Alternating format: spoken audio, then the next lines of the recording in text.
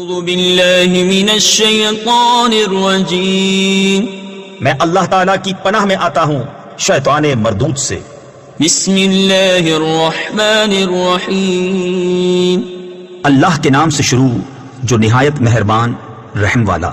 نون والقلم وما يسطرون ما أنت بنعمة ربك بمجنون وإن لك لأجرا غير ممنون وإنك لعلى خلق عظيم۔ قلم اور ان کے لکھے کی قسم، تم اپنے رب کے فضل سے مجنون نہیں، اور ضرور تمہارے لیے بے انتہا ثواب ہے، اور بے شک تمہاری خوبو بڑی شان کی ہے۔ فستبصر ويبصرون بأيكم المفتون إن ربك هو أعلم بمن ضل عن سبيله وهو أعلم بالمهتدين۔ تو اب کوئی دم جاتا ہے کہ تم بھی دیکھ لو گے اور وہ بھی دیکھ لیں گے کہ تم میں کون مجنون تھا۔ بے شک تمہارا رب خوب جانتا ہے جو اس کی راہ سے بہکے، اور وہ خوب جانتا ہے جو راہ پر ہے۔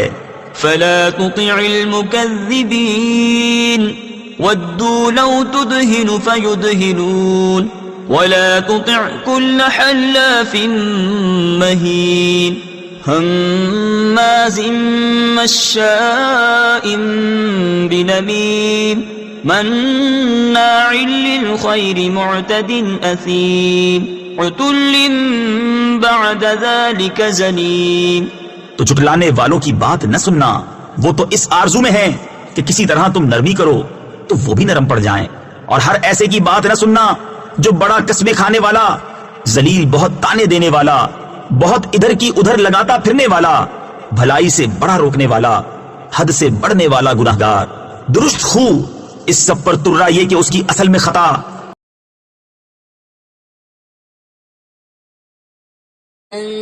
كان ذا مال وبنين إذا تتلى عليه آياتنا قال أساطير الأولين سنسمه على الخرطوم إنا بلوناهم كما بلونا أصحاب الجنة إذ أقسموا ليصرمنها مصبحين ولا يستثنون۔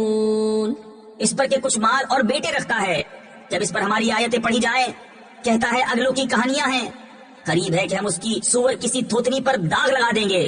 بے شک ہم نے انہیں جانچا جیسا اس باغ والوں کو جانچا تھا جب انہوں نے قسم کھائی کہ ضرور صبح ہوتے اس کے کھیت کاٹ لیں گے، اور انشاءاللہ نہ کہا۔ فطاف عليها طائف من ربك وهم نائمون فأصبحت كالصريم فتنادوا مصبحين أن اغدوا على حرثكم إن كنتم صارمين۔ تو اس پر تیرے رب کی طرف سے ایک پھیری کرنے والا پھیرا کر گیا، اور وہ سوتے تھے تو صبح رہ گیا جیسے پھل ٹوٹا ہوا۔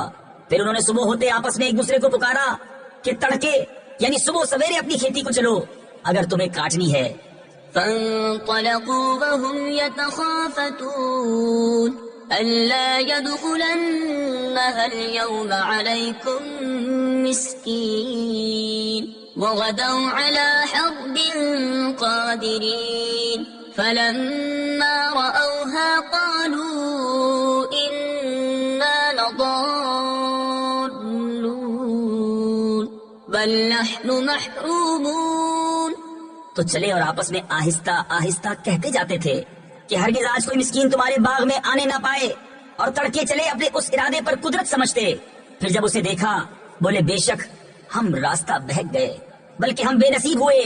قال أوسطهم ألم أقل لكم لولا تسبحون قالوا سبحان ربنا إنا كنا ظالمين فأقبل بعضهم على بعض يتلاومون قالوا يا ويلنا إنا كنا طاغين۔ ان میں جو سب سے غنیمت تھا بولا کیا میں تم سے نہیں کہتا تھا کہ تسبیح کیوں نہیں کرتے؟ بولے پاکی ہے ہمارے رب کو، بے شک ہم ظالم تھے۔ اب ایک دوسرے کی طرف ملامت کرتا متوجہ ہوا، بولے ہائے خرابی ہماری، بے شک ہم سرکش تھے۔ عسى ربنا أن يبدلنا خيرا منها إنا إلى ربنا راغبون كذلك العذاب ولعذاب الآخرة أكبر لو كانوا يعلمون۔ امید ہے کہ ہمیں ہمارا رب اس سے بہتر بدل دے، ہم اپنے رب کی طرف رغبت لاتے ہیں۔ مار ایسی ہوتی ہے، اور بے شک آخرت کی مار سب سے بڑی، کیا اچھا تھا اگر وہ جانتے۔ إن للمتقين عند ربهم جنات النعيم أفنجعل المسلمين كالمجرمين ما لكم كيف تحكمون أم لكم كتاب فيه تدرسون إن لكم فيه لما تخيرون۔ بے شک ڈر والوں کے لیے ان کے رب کے پاس چین کے باغ ہیں، کیا ہم مسلمانوں کو مجرموں سا کر دیں؟ تمہیں کیا ہوا؟ کیسا حکم لگاتے ہو؟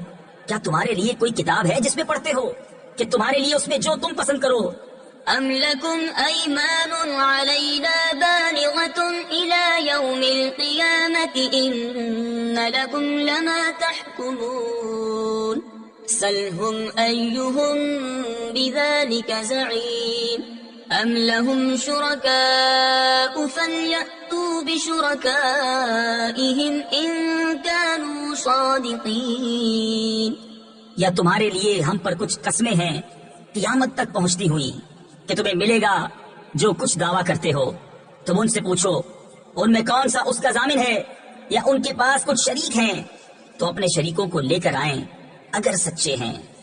يوم يكشف عن ساق ويدعون إلى السجود فلا يستطيعون خاشعة أبصارهم ترهقهم ذلة وقد كانوا يدعون إلى السجود وهم سالمون۔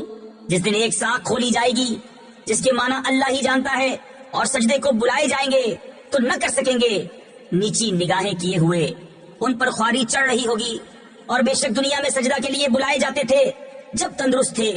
فذرني ومن يكذب بهذا الحديث سنستدرجهم من حيث لا يعلمون وأملي لهم إن كيدي متين أم تسألهم أجرا فهم من مغرم مثقلون أم عندهم الغيب فهم يكتبون۔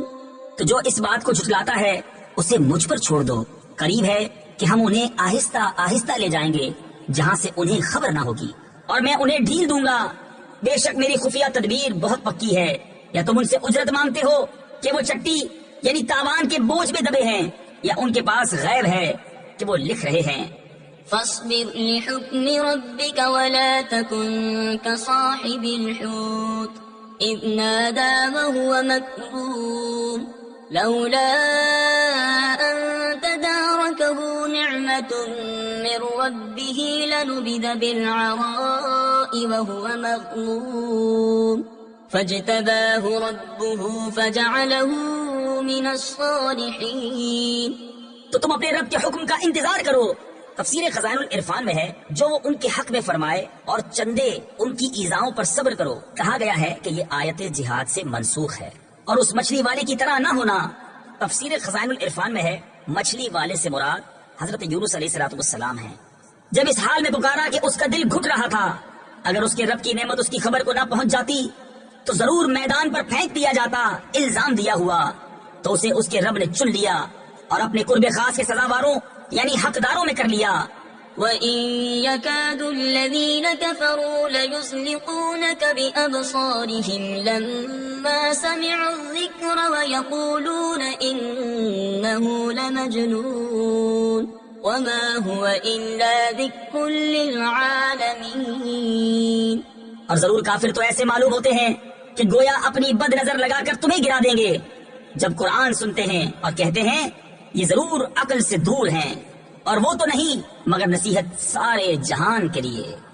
صدق اللہ العظیم.